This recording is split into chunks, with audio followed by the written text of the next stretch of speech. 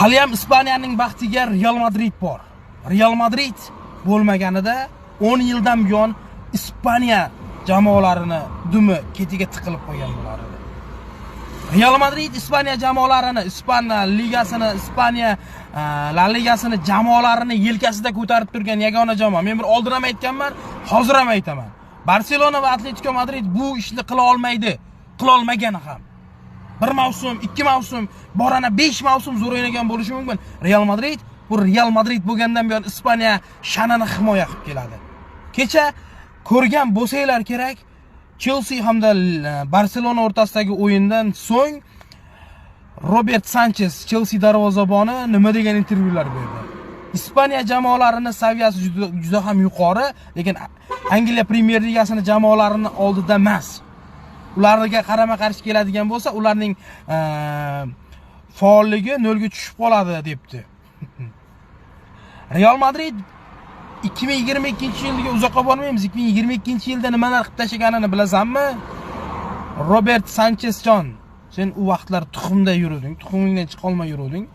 O'sha sen aytgan Chelsea'ni Benzema borib xo'rlab kelganda, keyin qarmoqni uzoq tashlab qo'yib Rodrigo bilan Trivella qilib Modric pas berib Rodrigo gol urib xo'rlagan joylari ham bor-da, ko'tiga qoziq tiqqan joylari bor. O'sha sen o'ynayotgan Chelsea'ni, Ispan jamoalariga tosh otayotgan Robert Sanchezjon, sen o'ynayotgan Chelsea'ni xo'rlagan Real Madrid.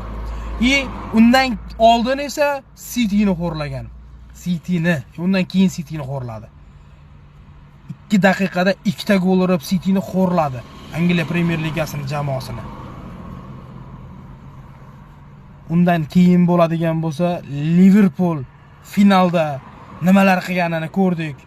Benzema, Vinicius, Thibaut Courtois qanaqa xo'rlaganini ko'rdik Angliya Premier Ligasini jamoalarini. Undan tashqari Paris Saint-Germain ham bor edi. Messi, Neymar, Mbappe bor jamoa. O'sha mavsum esinglardan chiqmasin.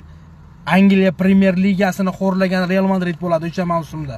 Yana bitta narsa bor, agar solishtirish kerak bo'ladigan bo'lsa, sen o'ynayotgan Premier Ligani 15 ta Chempionlar Ligasini kubogi bor. 15 ta kuboglari bor. O'sha sen o'ynayotgan butun boshli Premier Ligani jamoalarini.